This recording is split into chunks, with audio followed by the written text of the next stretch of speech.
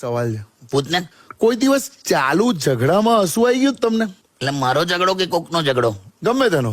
બહુ વાર આવ્યું છે. એમ? અમે તો પોળમાં રહેતા હતા ને, હા તો એક છે ને એક જોઈન્ટ ફેમિલી હતું. હા. દેરાણી જેઠાણી નણંદો સાસુ બધા એક જ સાથે. અચ્છા. એકવાર કઈક ઝઘડો થયો ને તો આ બધી બહેનો હા. ચાલુ ઝઘડામાં એકબીજાના ભૂતપૂર્વક આશિકોના નામ ગણાવવાનું શરૂ કર્યું. શું શું? ખરેખર ભૂતપૂર્વક આશિકોના નામ બોલવા મળ્યા કે તારો તો આ હતો ને તારો તો આ હતો. અરે બાપરે, શું વાત કરો છો? બે હસબન્ડો તો બધા કન્ફ્યુઝ થઈ ગયેલા કે આ ક્યાંથી આ બધા નવા નામો ક્યાંથી આવે છે. બાપરે બાપ. અને આપણને એટલું બધું હસવાઈ જાય. અરે બાપરે. બીજું એક ફેમિલી હતું, હા 2 જ જણ હતા, હસબન્ડ અને વાઈફ 2 જ જણ. હા.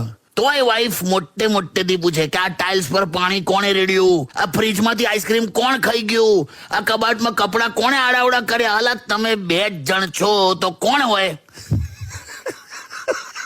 બોલો ઉલા. અરે બાપરે. અમારે ત્યાં તો એક જમાઈએ સાસુને મોઢા પર લોટ મારેલો. લા શું? લોટ આ બાંધે ને રોટલી ને રોટલાનો લોટ, અચ્છા, લોટ મારેલો. સાસુ ને? હા. કેમ? હવે જમાઈ હિન્દી ભાષી હતો હા.